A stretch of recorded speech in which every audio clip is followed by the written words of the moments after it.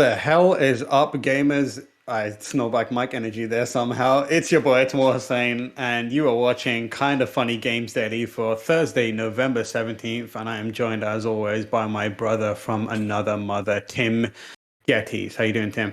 I'm doing fantastic. I have two things to say. One, I feel so bad for you. Everybody send some sweet, nasty love to Tam. You're dealing with moving right now, and every single thing's getting in your way. So also, everybody out there, be patient with the sound. He's working on it. We're going to try to get him some acoustic panels. It's a whole thing. But more importantly, thing number two, Tam, I know we've talked about it before, but I will not allow you to wear that hoodie without at least commenting on it just a little bit, because what you're wearing might be the most disgusting thing any human being's ever put on their body. I asked him about it before you jumped into the call, Tim, and it's the most disgusting thing, but it's also the most Tamor Hussein thing to wear. I mean, dude, he wore it for MultiVersus. He knows what's going on. It's Britney, it's Youngling, it's The Rock on the Yu-Gi-Oh logo. What more do you want? Everyone is here.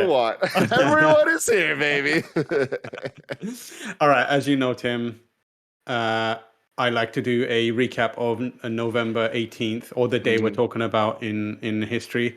November 18th is the fictional birthday of one Mickey Mouse. Wow. Damn, you love to see it. I wonder why they would give him a fictional birthday instead of just the day he was created, you know? I have no idea. It's such a weird thing.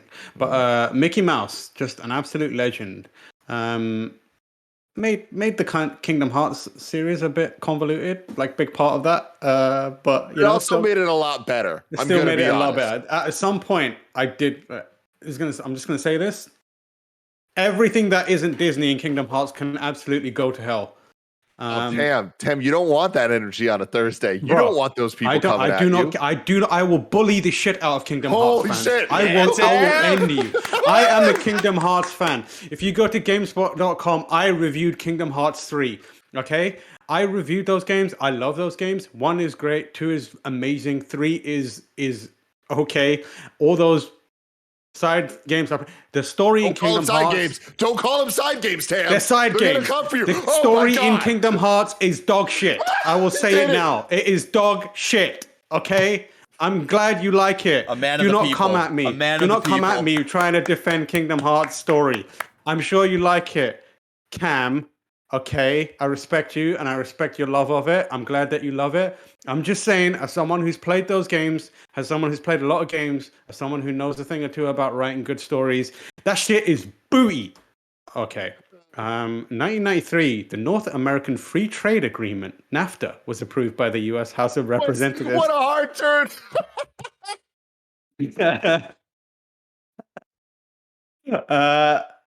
Yeah, so that happened in 1993, and then 1963. What do we have? The first push-button telephone went into service. You'll have to see that. Interesting. Okay, cool. So I didn't vet these before quickly pasting them on because it's been a hell of a morning. There's some very alarming ones in here.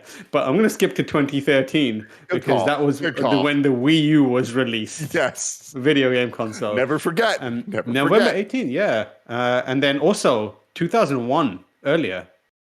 GameCube was released on November 18th. Big day for me. Nintendo loves November 18th, yeah. GameCube, first console I ever bought day one of it being released, and it was a total accident. I was it was a calculated accident. I convinced my dad to bring me and my brother to Toys R Us that day, just randomly, you know? And like, they were sold out, duh. And also, we were not planning on getting a GameCube, but the worker was like, hey, are you looking for the GameCube? We have one more.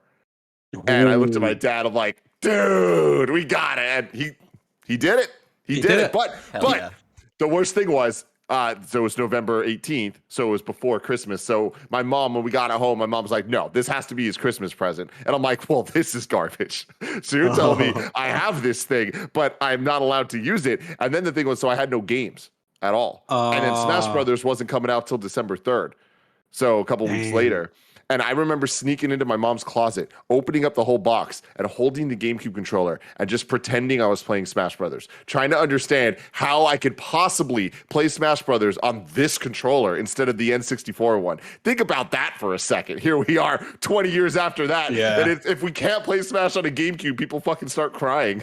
myself included. I was about to pop off about the GameCube controller there, but I think I've got enough smoke for one day. Nah, it's a bad controller. I'll take the heat. It's bad controller. You want to do it? Yeah, it's a weird, funky, weird controller. Most Nintendo controllers ever since the N64, fucking absurd. Absolutely absurd for just the weirdest brains out there. Yeah, the N64 controller, I remember looking at it and people being like, this is a great controller. I'm like, are you fucking mad? Are you mad?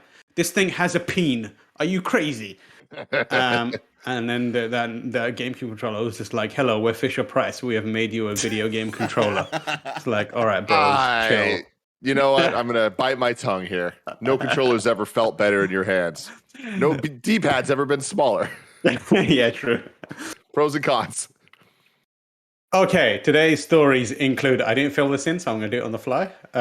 Today's stories include an update on the Bobby Kotick Activision Blizzard situation that's been unfolding over the last couple of days, and we do want to make sure that we're keeping abreast of it and keeping you informed of it because it's incredibly important. We got Phil Spencer talking about those NFTs. Phil getting involved. We've got, obviously, the reveal of MultiVersus, a new Smash Brothers clone, and much more, because you are watching Kind of Funny Games Daily, where each and every weekday at 10 a.m. live right here on twitch.tv/kindoffunnygames, we run you through the nerdy news you need to know about so you can impress that person on that dating app that you've been flicking through.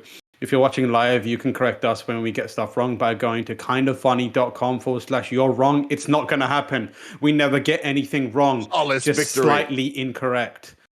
Difference. If you don't want to watch live, you can watch later on youtube.com/kindoffunnygames or roosterteeth.com, or you can listen later on podcast services around the globe by searching for Kind of Funny Games Daily. And obviously, as always, remember, you can use Epic creator code KindaFunny on Epic Store and Epic in-game purchases, like video games such as Rocket League and Fortnite, which Naruto-kun is now in, so you can get in there and spend some money and help Kind of Funny out. Datebayo. Believe it? I think that's all the Naruto cliches I've got in there at one. To be part of the show, head to patreon.com/kindoffunnygames, where bronze members are above, get to write in, and silver members are above, get the show ad-free with the exclusive daily post-show. Housekeeping. I mean, goddamn, one time let it be a bad game of sweeping. A new Kind of Funny Games cast is up right now, and it includes our impressions of Pocket Monster's Brilliant Diamond and Shining Pearl, as well as Halo Infinite so far. A couple of banging games there. We chose violence with that one for sure. Like the thumbnail we chose for the Gamescast was definitely Tam energy right now. I love it. It was just one of them throwing a Pokeball and it just said boring coming out of it. And I will tell you, I got surprisingly way less shit than I expected from this.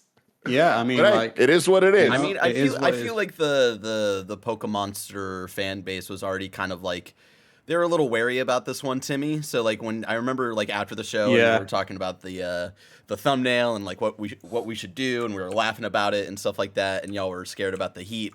I was thinking to myself, I was like, I really don't know. I really don't know if this one is going to be... It could go either way. Yeah, exactly. Yeah, and I will say, though, that we decided to do this, but when Barrett asked me, because he preps my tweets for promotional stuff, when he's like, hey, what do you want your tweet to be for Gamescast? I was like, you know what? I'm just not going to tweet about this one. Wise. That is wise. Also, the Spider-Man No Way From Home trailer reaction is up right now, and it's very good. It includes Tim, it's got Andy, it's got Nick, and it's got the return of the Big Daddy himself, Greg Miller, reacting to the brand new trailer that's up. That is up right now on youtube.com/kindoffunny. Good trailer. Thank you to our Patreon producers, Pranksy and Blackjack. And today we are brought to you by DoorDash, ExpressVPN, Amazon Music, and ButcherBox. But we'll tell you more about that later. For now, let's begin with what is and will ever be the Roper Report. It's time for some news. We have, I think it's 5 stories today. Possible Baker's Dozen. Thank you for that, Barrett. Good pivot. I love it. First story comes from the world's best video game website, GameSpot.com, written by one James Carr, a legend. in the game. PlayStation boss Jim Ryan criticizes Activision Blizzard's response to the Bobby Kotick report. And I tweeted about it yesterday. Jim Ryan is on some big fuck around, find out energy right now. He is just out there popping off.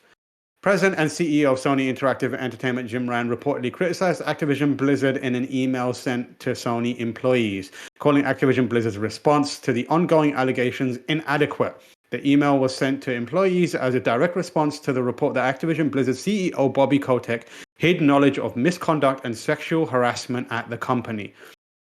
In an email reportedly obtained by Bloomberg, Ryan said he and the executive staff at PlayStation were disheartened and frankly stunned to read the report, and that Activision Blizzard has not done enough to address a deep-seated culture of discrimination and harassment. Ryan said he reached out to Activision Blizzard after the report was released to express his concerns and to ask how the company plans to address these claims moving forward, stating, "We do not believe their statements of response properly address the situation." Why this is important is now highlighted in the story. As one of the main console manufacturers, PlayStation has a close business relationship with Activision. On a deeper level, PlayStation has paid for an exclusive marketing deal with Call of Duty for the past several years, including Call of Duty Vanguard, the latest entry in the series. So Activision Blizzard's ongoing issues and its inaction regarding Kotick may have been deemed to reflect poorly on PlayStation and Sony as business partners. Since the release of the report about Kotick's knowledge of past sexual and assault and harassment claims, the Activision Blizzard board of directors released a statement of support for Kotick, although a small group of shareholders has called for Kotick to resign. Activision Blizzard employees staged a walkout yesterday in response to the report about Kotick, the second walkout since July. These ongoing issues began in July when the state of California sued Activision Blizzard, and we have a timeline up on GameSpot.com that you can check out if you want to see how it went down. So, a big name player coming out and being like, this is unacceptable, is a pretty big deal. The thing that people are going to immediately jump to is they're doing this for clout, which admittedly, they will, whether intentions or not, they will get some clout out of it. But regardless of that, the fact that the biggest platform holder, one of the biggest platform holders right now, is telling Activision Blizzard they need to fix up and look sharp is major. What do you think about that, Tim? Oh, absolutely. I mean, yeah, you said it there, but one of the biggest, I mean, PlayStation, I think when it comes to Activision is the biggest because of the marketing deals they have with Call of Duty, which is one of the biggest franchises in the world. So this is an actual threat in a lot of ways to the bottom line. Like, this is the thing that can actually move the needle for this type of story and for this situation that we're in. And as things become more and more crystal clear about what's going on, it is going to require the big dogs next to them to call them out and put their foot down and be like, hey, no, this is not acceptable. So I think that this is very important. I am honestly a little bit surprised that twofold. I'm surprised that it took this long, but I'm also surprised that they're doing it. You know, I do think that this is a step forward. I think that it's very important that the head of PlayStation is saying this and, you know, doing the call out. I think the cloud conversation is silly. You got to get that out of your mind entirely, because the doing the right thing is regardless of all the other factors that come into place. And this is doing the right thing. How far down that path will they go? That remains to be seen, because I do think that they can affect Activision Blizzard's bottom line in a much more demonstrable way if they were to like pull out of things. But that also has a lot of ramifications that affects a lot of people. So I don't think that they're necessarily going to do that. But I do think that this type of stance is what's going to motivate other people to take the similar stance. And the next thing you know, they have no choice but to really take action. Yeah, the important thing is, like, yes, that clout conversation. The reason why it is boring and like is counterproductive is we've all seen what happens when small groups of people criticize people in the positions that these executives are when they commit these abuses. Which is to say, it's hard to enact change from that level. It's doable. It takes a lot of time and effort, and grassroots movements can become kind of these movements that are able to, you know, seek out and get justice for these kind of things. But nothing hits harder than a major corporation pointing a finger and saying, stop this, because that is hurting the wallet. That is shareholders. Shareholders are now looking at PlayStation, which is a massive, massive business partner for Activision. And they are saying, to Kotick, this is unacceptable. That is the only thing that's going to make them really think about what they're going to do with this situation, because it hurts their bottom line. It's a good move on Sony's part, and it's a massive, massive benefit in trying to get some justice and change the situation at Activision Blizzard. The sad thing is, as moving into the next part of this update written on by Brian Francis on GameDeveloper.com, Activision Blizzard has doubled down on its defense of Kotick in a all-hands meeting. So this is written on GameDeveloper.com. Activision Blizzard's continued defense of CEO Bobby Kotick extended to a live-streamed all-hands meeting in which leadership addressed pre-screened questions from staff. Game Developer has learned. Sources speaking to the site say that Activision Blizzard leadership continued to stand by Kotick in that internal call, which took place early in the morning yesterday and wasn't recorded, and tried to address employee concerns about yesterday's damning report. Members of the leadership team led the meeting and read and responded to pre-screened questions submitted by employees. Though much of the meeting reiterated the company's defenses issued yesterday, employees learned two key revelations about how leadership has been managing the crisis. Multiple sources described the meeting to Game Developer and confirmed the following points were made. First, it was revealed that Activision Blizzard extended the company's Thanksgiving break to a full week after learning that the Wall Street Journal article would be published this week. This seems to indicate that Activision Blizzard was well aware of the journal's investigation and planned its defense of Kotick and company leadership in advance.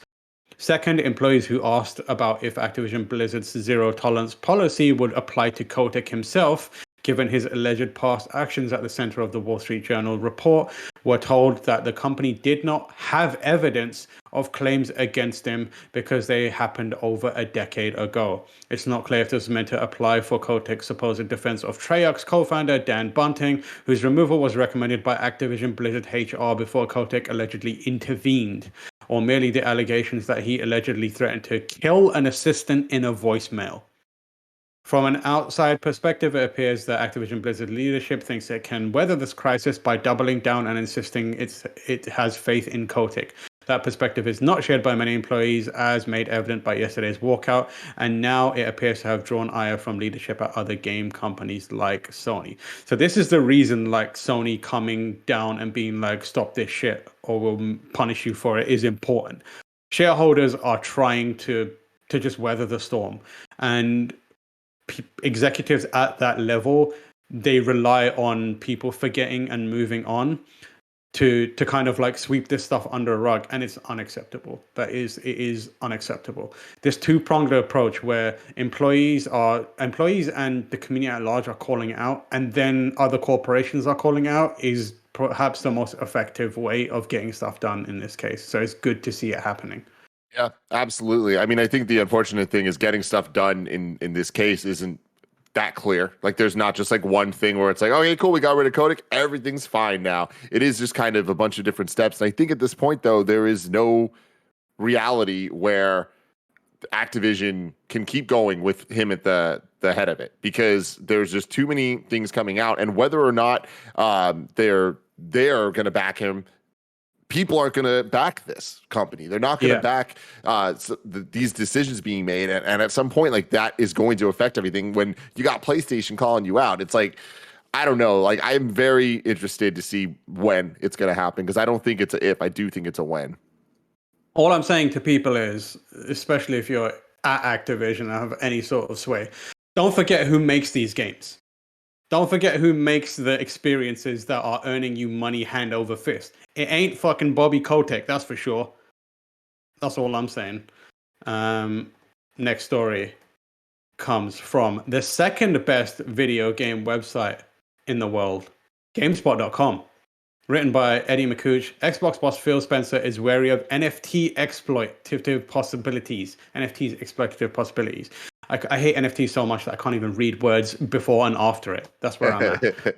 Xbox boss Phil Spencer has shared his thoughts on one of the most talked about elements of the technology space these days, NFTs, or non-fungible tokens. Speaking to Axios, Spencer said he has observed a good amount of speculation and experimentation in the space. I quote, "What I'd say today on NFT all up is I think there are a lot of speculation and experimentation that's happening, and that some of the creative that I see today feels more exploitative than about entertainment, he said. Spencer said he doesn't believe NFTs in the gaming space are inherently bad. However, he said Microsoft would take action against any NFT game project that was exploitative on the Xbox platform. Valve, for example, recently banned NFT games from Steam. I don't think it necessitates that every NFT game is exploitative, Spencer said. I just think that we're kind of in that journey of people figuring it out. And I can understand that early on you see a lot of things that probably are not things you want to have in your store. I think anything that we looked at in our storefront that we said is exploitative would be something that we would, take action on. We don't want that kind of content. Spencer's comments come after executives from Take-Two and Electronic Arts spoke positively about NFTs. If you believe in collectible physical goods, I don't know why you wouldn't believe in collectible digital goods, said Take-Two Strauss Zelnick said. Get a grip, Strauss. EA CEO Andrew Wilson is similarly optimistic about NFTs. I think the pay to earn or the NFT conversation is still really, really, really early. And there's a lot of conversation. And there's at some level a lot of hype about it, Wilson said. I do think it will be an important part of the future of the industry on a going forward basis. But it's still early to kind of figure that out, whether that's going to work, figure out how that's going to work. I'm glad Phil Spencer's like, no, please stop, because the slow creep of NFT into video games is something that concerns me a lot, because ultimately, like, the starting point of this stuff is exploitative, and you will never convince me that NFTs are good. Like, no chance. Not in their current state. Sam, I've had so many monkey Twitter profile pictures respond to me about how they're so cool. They're I want you to based, know, bro. I want you to know that if you've got an NFT for art, Tam. Yeah, if you've got an NFT, I can, and I will screenshot it. And you will not be. I'm gonna right click that NFT and save as, and there's nothing you can do about it. And then I'm gonna post that shit everywhere. Wow. Believe me, I am the NFT bandit. I am the NFT criminal. I'm going to bring down the NFT world. You're going to fucking make sure that they're all fungible by the end of the day. You're like Mr. Robot, but for NFTs, bro. Yeah, I am on here. I'm the keyboard. I'm the mouse warrior. Just right-clicking and saving as. Faster than anyone. It's like, everyone can get it. But the way that, like, I keep the amount of emails that I now get that are like NFT game are alarming. Like, and my hope is that at the very least, that these, like, someone like Phil Spencer, who's in charge of a platform, stands as the bastion of quality, and people like the folks at Valve stand as like the kind of bastion of quality until we get to a position where that stuff isn't exploitative and it doesn't feel like it's just designed to prey upon people. I feel like you go on. I was just gonna say, for me, Phil Spencer, always the fucking best. You gotta love Uncle Phil. This is the best take on NFTs I have seen anybody have so far, where it's kind of just balanced and understanding that, like, these things aren't inherently bad, but they're very easily used to be exploitative, and they are, and Microsoft's not going to stand by that, and he doesn't want that Xbox to turn into that. Fucking awesome. Great. I don't think that it's like ridiculous and hyperbolic about anything, and I think that he has a good understanding of technology and the way things are going, the way people work socially, and the way that people communicate with each other, and like what brings value to them, and how easy it is to manipulate that in others. And at the end of the day, he's running a company and wants to see the games industry vibrant for many years to come. And I think he understands that if everybody at the top jumps on every single trend that comes along, it's going to be problematic at the end of the day, because everything's going to be homogenized and everything's going to just be pure monetization. And there's no game there then. It is just money. And at some point, the game is going to be everybody just trying to make as much money as possible, as opposed to playing games together. And we're creating that future now. And I don't think necessarily that that's a problem for certain things. That is a problem when it is taking over, when it's not just an element of a thing, but it becomes the thing. Yeah, and like, I think it's really important because games are enjoyed by so many people, and NFTs by comparison are a thing that very few people truly understand. And having those two mix too early could be a recipe for disaster. Like this is a different kind of case, but remember when microtransactions came about and we had a group of people who are the hardcore gamers that understood microtransactions and they were able to approach that stuff with a degree of that understanding to keep themselves safe. And then you had people who are casual gamers or, they weren't as plugged in, who had no idea and were like accidentally running up bills of hundreds of dollars spending on things. And that is kind of like a similar situation that we have here. We need for a little while to get embedded and build an understanding of NFTs before we start introducing them into this thing that we love. And based on this discussion also, like I know there's going to be a lot of people who are watching this that are going to have the impulse to explain NFTs. I don't care. Do not talk to me about NFT. I don't want to learn about NFTs. Do not tell me about NFTs. Yep. You know what I do want to learn about? Ads. So sit tight because we're going to talk about the next new Great Smash clone from Warner Brothers, but that's coming after a word from our sponsors. This episode is brought to you by DoorDash. Listen, the holidays are coming and everything is about to get a little crazy. Give yourself a break and let DoorDash take care of dinner because DoorDash brings what you want to eat right now and right to your door. With over 300,000 partners, you can support your neighborhood go-tos or choose from your favorite national restaurants like Popeyes, Chipotle, and Cheesecake Factory. I love DoorDash so much. There's this burger place in San Francisco called 4505. Technically, they're a barbecue spot, but they are the best burgers in San Francisco, and I love using DoorDash to get them. I just got it yesterday for lunch. Fantastic stuff. For a limited time, you guys can get 25% off and 0 delivery fees on your first order of $15 or more when you download the DoorDash app and enter code GAMES2021. That's 25% off up to $10 value and 0 delivery fees on your first order when you download the DoorDash app in the App Store and enter code GAMES2021. Don't forget, that's code GAMES2021 for 25% off your first order with DoorDash. Subject to change, terms apply. Next up, shout out to ButcherBox. If you've ever had a good piece of meat, you know what I mean when I say there's nothing quite like it. If you haven't, what are you waiting for? Invest in some high quality meat from ButcherBox. Never scour the grocery store for that 100% grass-fed beef or free-range organic chicken again. I will never forget the day that Kevin Coelho decided to do a ButcherBox spread. We had some bacon, we had some sausages, we had some steak, we had some burgers. It was fantastic. ButcherBox, only bringing the best. Every month, ButcherBox ships a curated selection of high quality meat right to your home with free shipping for the continental US. Each box contains between 8 to 14 pounds of meat, which is enough for 24 individual meals. ButcherBox is offering new members free bacon and $20 off your first box. Who doesn't love free bacon? Come on. This offer is ending November 21st, so get this deal before it's gone. Sign up at butcherbox.com/KFGD. That's butcherbox.com/KFGD to get free bacon and $20 off your first box. Next up, shout out to ExpressVPN.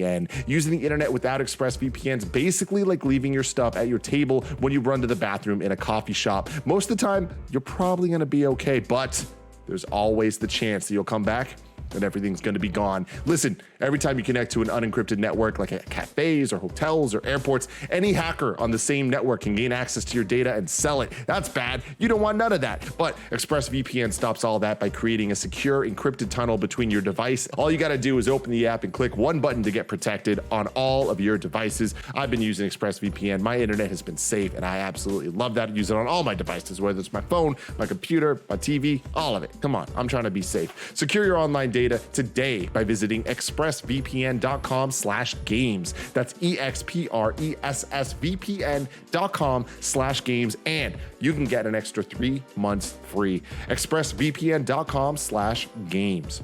And finally, shout out to Amazon Music. You clearly have great taste in podcasts because you're listening to this right now. Why not try out Amazon Music, where you'll find tons of binge-worthy podcasts. Amazon Music has more than 10 million free podcast episodes to listen to, but it's not just podcasts. They also have thousands of music stations and top playlists to stream for free. You can try out Amazon Music Unlimited. That gives you an unlimited access to 75 million songs, plus podcast music videos, and more with unlimited skips. They also have Dolby Atmos. That's what I've been using a lot of. It's been super awesome in this room, but also super cool with the headphones, getting a lot of the spatial audio going on. If you've never tried Amazon Music Unlimited, now is a great time. For a limited time, new customers can try Amazon Music Unlimited free for 3 months. Give it a shot. Try it out. I'm telling you, try the spatial audio stuff. It is a trip. No credit card required. Just go to amazon.com/KFGD. That's amazon.com/KFGD to try Amazon Music Unlimited free for 3 months. Amazon.com/KFGD. Renews automatically. Cancel anytime. Terms apply. All right, baby, we're back, and let's get into the big story for the day. Comes from the third best video game website on. Is it the third? Am I at the third or the fourth? Third Best video game website on the internet. First was GameSpot. Second was GameSpot. Third, of course, is GameSpot. Coming from Jason Finelli, who writes, Warner Brothers Games reveals MultiVersus, and more importantly, makes Ultra Instinct Shaggy a reality. Let's go, finally. After weeks of rumors and speculation, also known as unfortunate leaks, Warner Bros. Games has officially unveiled MultiVersus, a new platform fighter starring many familiar faces. The reveal trailer, hosted by Player First Games' co-founder and game director Tony Hune, details the game's focus on online team-based competitive play, with a 2v2 format being at the forefront. There will be other modes like 1v1 or 4-player free-for-alls offered as well for those people who prefer solo competition. The roster includes many iconic characters from across the Warner Bros. Portfolio, including Batman, Superman from DC Comics, of course, Arya Stark from Game of Thrones, okay, Finn and Jake from Adventure Time, and Shaggy from Scooby-Doo. Shaggy, most importantly, is fully equipped with Ultra Instinct powers, bringing the meme to life for the first time outside of a cameo, as well as a projectile move where he throws a sandwich. MultiVersus will also feature a full voice cast with many of the characters' original actors, including Matthew Lillard as Shaggy. He's back, baby. Let's go, dude. Shaggy! Just absolutely shagging up that game. That was bad phrasing. Maisie Williams as Arya Stark, and Kevin Conroy as Batman. Let's go. Yeah. John DiMaggio as Jake the dog. You love to see it. Already have like somewhere the development team for Nickelodeon All-Star Bros. It's like, damn, they got voice actors. We're done. This shit is done for us. The roster is not complete either, as Hune confirms more characters are coming before the game's launch. For example, a recent leak showed Rick Sanchez from Rick and Morty amongst the cast, but he's not in the initial trailer. MultiVersus is a dream project for our team at Player First Games, and we're excited to officially reveal the game. Hune said in a press release, "We've built MultiVersus from the ground up to be a cooperative social game that embraces teamwork and strategy. We're also focused on providing first-class online gameplay through dedicated server-based rollback netcode so that friends and rivals can enjoy a seamless competitive experience as they duke it out with our diverse roster of characters." MultiVersus is scheduled for release in 2022 on PS5, PS4, Xbox Series X, S, Xbox One, and PC with full cross-play support, dedicated server-based rollback netcode, as mentioned previously, and content-filled seasons. Every character revealed so far and their voice actor is listed coming at you. Are you ready, Tim and Barrett? And best friends, here it comes. Yeah. Batman, DC Comics, voiced by Kevin Conroy. Superman, DC Comics, voiced by George Newbern.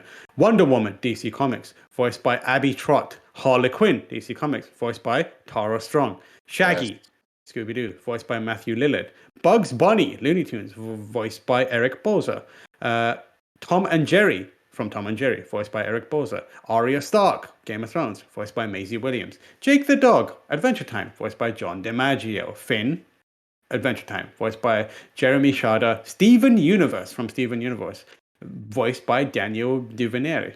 Garnet, Steven Universe, voiced by, of course, UK artist Estelle.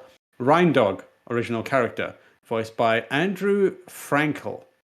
Hold on. So, you're telling me that Estelle's a voice actress in Steven Universe? Yep. Estelle, American Boy Estelle? American Boy. Bah, bah, bah.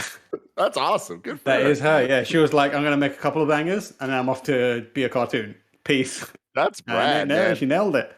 So here we go. I got a lot of thoughts about this. Thought number one, MultiVersus might be the greatest name for this video game possible. Like somebody had the idea, MultiVersus. Oh my God, that should be a Smash Brothers type game of a bunch of characters fighting from different universes. That was an idea that just came off of like a rip, and they're just oh, dude, what about MultiVersus? Like, fuck, bro, that's great. It's real good. It's real good. Them getting the voices and this lineup of voices, fantastic stuff. Definitely shows they care. It looks surprisingly better than I expected it to. It does look a little slower. It looks a little more Brawl-esque compared to the faster-paced Melee or even like Ultimate Smash-type gameplay. I'm a little bit hesitant about the focus on 2v2. It's a cool idea, but I always say if you're going to copy Smash Brothers, just copy Smash Brothers. Don't add a gimmick. Don't get weird. Just do the assignment. But I think the biggest thing there is the assignment of Smash Brothers isn't just getting a bunch of characters together. It's making them feel cohesive together. It's celebrating them. And I think that that's something that we've really kind of lacked in any of these games, whether it's PlayStation All-Stars Battle Royale or the recent Nickelodeon one, or what this potentially with the voice actors and stuff seems to be moving in the right direction. But it's not just about getting the characters. It's about making sure that all of the elements that go into it, whether it's the music, whether it's the levels, like all of it needs to be like a celebration of these characters to kind of make it all feel like there's some consequence to it. And it's not just, well, what if this person was also here and this person? Because then it starts to just feel like Mugen, right? Where it's just like, let's just put a bunch of things together and not really care how much they clash. Smash Brothers makes that clash part of the product itself. And I think that is something that the voices, I'm really, really hoping are a sign that they are going closer to that direction. Yeah, that celebratory element is so important. And it's what I think carries the success of the Smash franchise as well, because Smash is an incredibly niche fighting game, and some platform fighter. It's very difficult to play. Like, I find it to be one of the hardest fighting games, and I'm someone who has been playing fighting games for as long as I've been alive. Like, and the way you bring people in and give them a reason to kind of like commit to it and invest time in learning it and really playing it again and again and again is by creating this atmosphere where the things that they love are celebrated. That's how they did it with Smash. And that's, you look at even other games like Marvel vs. Capcom 3 and 2 and, those games, there are a celebration of both the Street Fighter Capcom stuff and the Marvel stuff. So people who love those games are people who love fighting games, but also people who love those franchises. And where the Nick stuff kind of fell apart for me was like, it looked like the very bare bones, like basic, like they looked at a 1 paragraph description of Smash Brothers and then just made that based on that. And it doesn't have the love and the craftsmanship behind it, which I hope MultiVersus does, because we really, really it really needs to be celebratory in the way that Tim, you described, if it's going to have any sort of legs. And like, I know there's a significant amount of people right now who are just completely checked out of the Nick one. So it doesn't really matter if they have future plans for new characters and other Nickelodeon things to put in there, because you blew it at the start. You didn't get people excited about it. So people are checked out now. And now, unfortunately, you've got this other thing come along to eat your lunch. And I mean, that's the thing. The free-to-play element, I think, is really interesting for this type of game. Also, everything they're talking about with the netcode and the rollback and all that, like they get it. They know what they're doing. And Nickelodeon as well had a lot of the similar things where watching the behind-the-scenes videos pre-launch, I was very impressed. Like, oh, shit, you guys understand what makes the gameplay of Smash special. But do you understand what makes Smash as a game, like you were just saying, giving it that longevity and all that? But I also think that whether or not they get it, are they going to have access? Are they going to be allowed to have fun? And in Smash Brothers, you get the items, right? So it's like, it's not just the character, but there's these items and assist trophies and all this other shit that take elements from it that make it feel like more of a world that you're building in it. And I wonder if we're going to see that in this. But it is really cool hearing them like taunt each other and say things and like it be the right voices. So we got a question from Stephen F. Radical Bomb, who says, "Hey Tim and Tam, with the official reveal of MultiVersus, what unannounced characters from the vast catalog of WB properties are you excited to someday see added? Myself, I want to see Hong Kong Phooey. Tim, do you have any characters that you want to see added?" None come to mind. I mean, I feel like the Animaniacs would be kind of fun. Ooh, they were like some type of I feel like having Arya Stark in there has really like. It's like when they put Joker in Persona and everyone went, oh, all bets are off. Like, they can add anyone now. Yeah. I feel like Arya Stark is that character, and I want them to lean into it and, like, treat no one as precious. Like, so, like, to name some of the franchises that I think Warner Brothers has, Matrix. Mm-hmm. Put Neo in there. They've got Blade Runner. Fucking who cares? Oh, my God. In there. Like, just get wild. They've got Mad Max. Stick Max in there. Like, get him in there. That's a good one. They've got Mortal Kombat. Yep. Which we get some references. I don't know if you saw, but Shaggy's dressed as one of his alt costumes is like Johnny Cage. Here's the big one for me. Warner Brothers owns Police Academy. Oh, no. Get them lunatics in there. I'm going to say put Nikki Glaser, the comedian. She's the host of Fuckboy Island on HBO Max. So why not? Okay. There you go. Okay. The National Lampoons are a fine WB property. Yeah. What is it? Nora from Queens is also on HBO Max. Get Aquafina in there. Yeah, that's one. LeBron James from the... You need LeBron. I think that was leaked, right? Yeah. I don't know. I don't know if that was... I think it was. I think we're getting LeBron. Okay. Johnny Quest. Remember Johnny Quest? That's a fine WB property. Johnny House of Wax. Character from House of Wax in there. Was Harvey Birdman on the roster here? I feel like that would be a good one. I'm not sure. I don't think so. That would be a good one. That would be pretty good. I want Jackie Chan. I want Uncle from Jackie Chan Adventures. Oh yes, never question Uncle. Get him in there. Yeah. And then Samurai Jack. That'd be a good one. Yeah, Samurai Jack. Who owns HBO? WB. Tony Soprano. Let's go. Let's just fucking go. Get him in there. Like get him in there. Get the Watchmen. Get fucking. Someone said Larry David in chat. Someone yes, said Freakazoid would be a good one. I don't know if they own. Is Freakazoid WB? I imagine so. Wait, hold a second. Hold on a damn second. I need to Google this. Who owns Demolition Man? Warner Brothers Interactive! Warner Brothers, please, God, please, I'm begging you, give us Simon Phoenix and John Spartan in MultiVersus. Taco Bell as a level. I am begging you. Oh, do Taco Bell as a level. If you are out there and you have any sort of clout, please, I'm begging you. Someone else said Samantha from Sex and the City. That'd be a great one.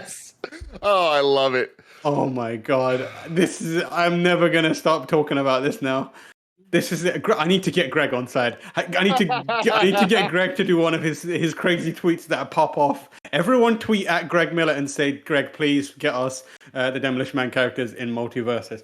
This is going to be my campaign now. I'm going to need KindaFunny support. Please help us. Love it. Story number 4 comes from the 4th best video game website on the internet. What do you know? It's GameSpot.com. Whoa. George Yang, who writes, Capcom's Pragmata has officially been delayed to 2023. Short and sweet story. You might not even remember this game, many of you. One of Capcom's newest titles, Pragmata, is now releasing in 2023 following its original launch window of 2022. Capcom revealed the delay through a new YouTube video showcasing the small blonde girl in a big blue coat seen in previous trailers. She's holding a sign with the year 2022 crossed out and replaced with 2023 next to it, along with the text, sorry, and then emoji, sad face. I love it, dude. That reminds me a lot of the Resident Evil 2 remake announcement where he just had the shirt that says, we do it. George points out this is probably the most adorable delay announcement ever seen. I love it when Japanese companies make a big deal of delaying games, where Americans are like, we're very sorry. Japanese are like, back in January during CES 2021, Sony revealed release dates for some upcoming PS5 titles, including Ghostwire Tokyo, Forspoken, then known as Project Athia, and Stray. Towards the end of Sony's live stream, it mentioned that Pragmata had been pushed back to 2023. However, Capcom never officially confirmed that itself, but now it has. Pragmata was, of course, revealed during Sony's PS5 reveal event. While many questions remain about the game's setting, plot, and characters, we do know the game is running on Capcom's RE engine. There you have it. A game has been delayed.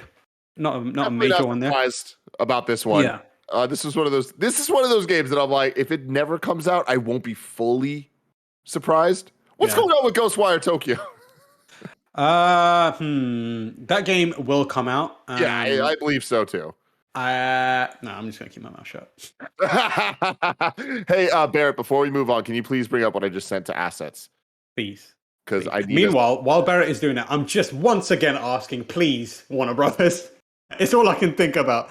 I just be well. That's what I'm saying. Give us the 3 seashells as a move. Like, we can make that happen.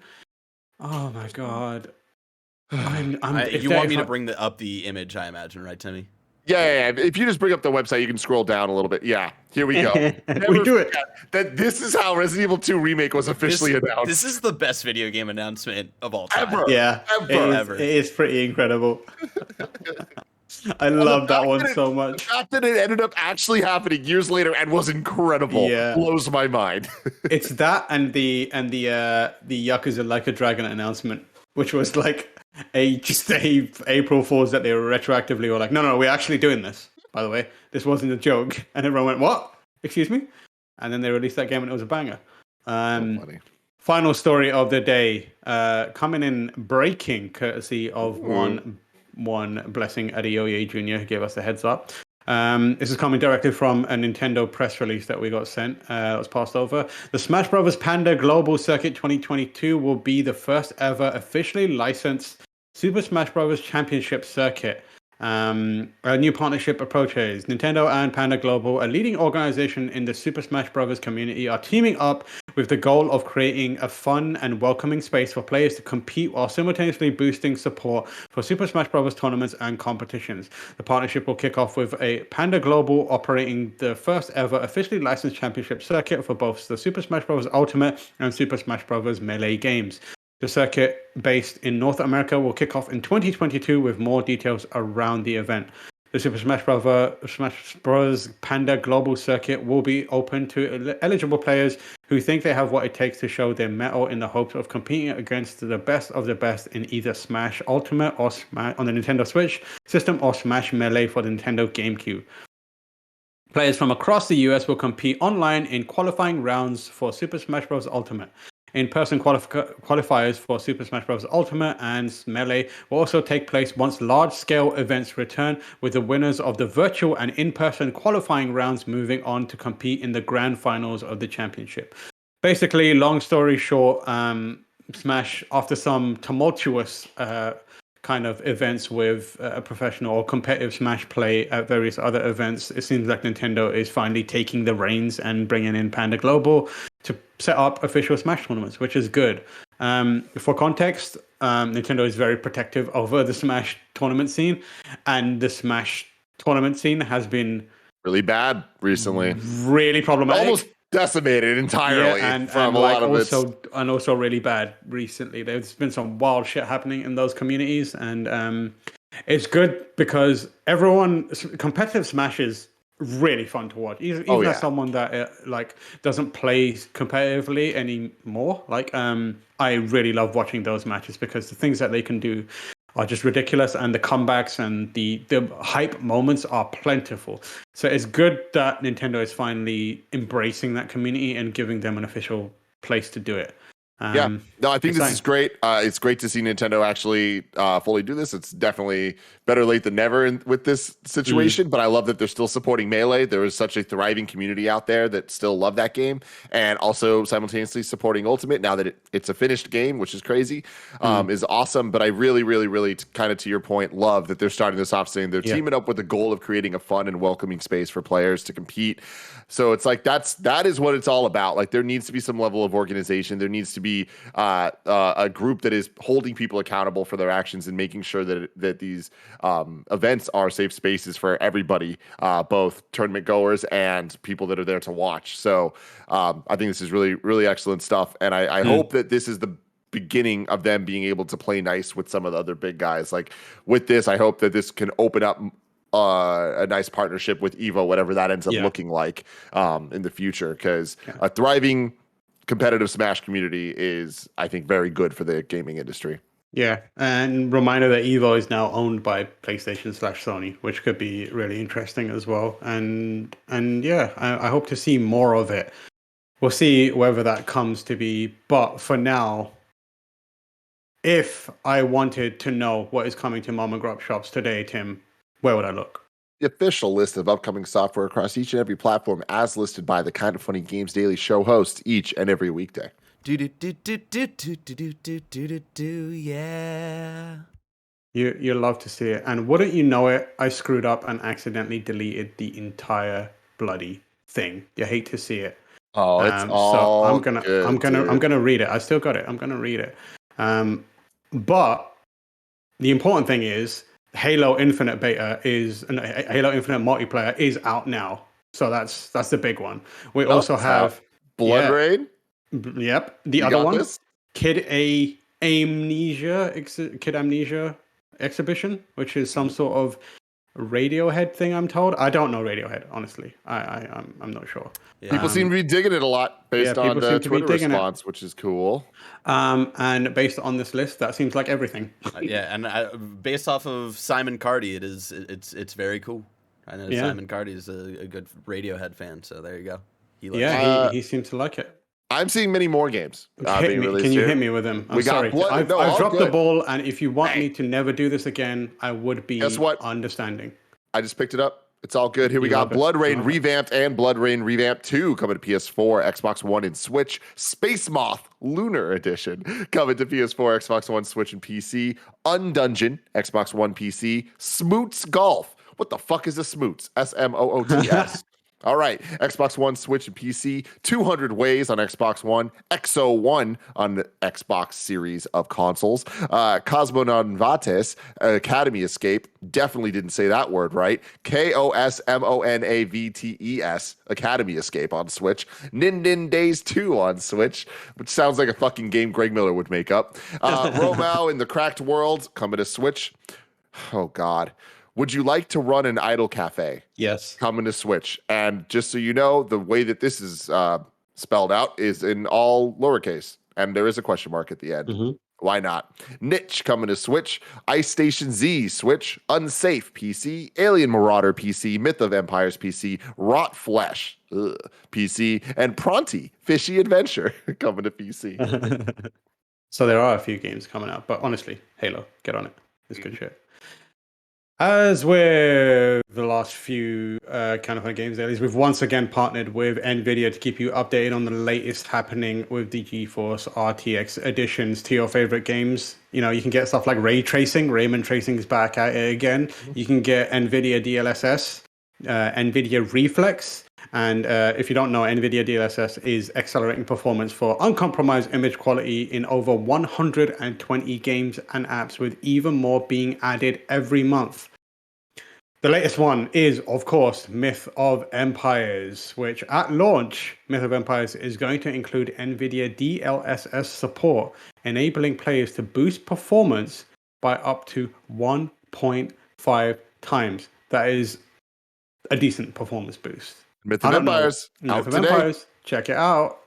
New dates. This is for new release dates. Sifu is now launching on February 8th instead of February 22nd, which is awesome. An underlay. And that is amazing. I'm very excited about that game. It looks super cool. I want to get that old man model, which looks sick. Deals of the day. The big one is Green Man Gaming is having a Black Friday sale. I perused through there, and it looks like they had some discounts on games like Red Dead Redemption 2, Borderlands 3, and Nickelodeon All-Stars Brawl. If you've seen the MultiVersus thing, and I'm like, I need to play something like that, we would recommend Smash Brothers Ultimate. But if you want something else, Nick All-Star Brawl is discounted on Green Man Gaming. Also, Watch Dogs Legion's on sale, and a bunch of other games too, so check that out. Now it's time for reader mail. You can write into patreon.com/kindoffunnygames, where you can get your questions read on the show, just like Mr. Evil 37, who's not as much of a question as kind of like just a statement, really. Hi, everyone. With all the Halo Infinite hype, I wanted to recommend a new podcast called Halo 2 Artifacts. It's about the development of Halo 2 multiplayer and how the game's social features, parties, friends lists, matchmaking, etc., influence the rest of the industry. It's hosted by former 343 employee and Halo pro player Andy Bravo Dudinsky and former Bungie developer and Certain Affinity founder Max Hoberman. It's a fascinating story and the podcast is very well produced. I think returning and new Halo fans would get a kick out of it. Thanks and have a great day. So I just wanted to put that in as a shout out because that seems like something cool that people could check out. Totally. And then squad up. Jordan Lee Rowan, who is ARowanStone, ARowanStone, on Xbox, says, "What's up, kind of funny best friends? I did this a few weeks ago for PSN, but now I've finally entered the world of Xbox. Welcome. Ooh. My Series S arrives tomorrow, and I want to get some kind of funny best friends on the friends list. As I said a few weeks back, I have a brand new baby in the house, so gaming together is almost impossible for me, but I like seeing what everyone is playing. Thanks, and love you all." So if you want someone just keeping an eye on what you've been doing, Jordan Lee Rowan is your person. You're wrong. Let's take a look. I predict nothing. Oh god, right. it's always Nano. It's always Nano. It's always He's Nano. Just always on my ass. It's just like Mickey Mouse's birthday, November 18th, is the day he was first debuted in the short Steamboat Willie. Awesome. Tam said that Ultra Instinct Shaggy makes his debut in MultiVersus, but he actually got his debut in WB during the intro for Mortal Kombat cartoon. Playable debut, okay? Relax. Him. And you did mention that he, outside of a cameo. You did mention that. Nano also says, Tim, Steven Universe's voice cast is stacked. Along with Estelle, it has Sinbad, Nicki Minaj, and Wayne Moore. I love that. And then... oh my god, OMG Alex says, Tim said one of Shaggy's outfits appeared to reference Johnny Cage. I believe that skin is more so meant to evoke Bruce Lee, specifically his classic yellow tracksuit from Game of Death. Oh, fair enough. That's a really good point, and you're definitely right. We weren't incorrect. We were just slightly wrong. You know what I mean? I was wrong about that. I'll take that one. Never give him. Okay, you don't get it. You don't get it. We were right. Sorry, OMG Alex. You give them an inch, they take a mile. They take a mile. Yeah, that's how it is. Yeah, don't do it. And I know this because I'm one of them. Tomorrow's hosts are Blessing and Janet. If you're watching live on Twitch, after this we've got Metal Gear Solid, right? MGS4, baby. Metal Gear Solid 4, baby. We're gonna play Metal Gear Solid 4. Barrett's gonna be there. Snowback Mike's gonna be there. I will be there. I think Blessing's gonna show up. Maybe Andy will pop in. It's gonna be a good time. If you want to catch that stream later, make sure you subscribe to youtube.com/kindoffunnyplays. And remember, this has been Kind of Funny Games Daily, where each and every weekday live, right here on twitch.tv/kindoffunnygames, we run you through all the nerdy news that you need to impress all your friends.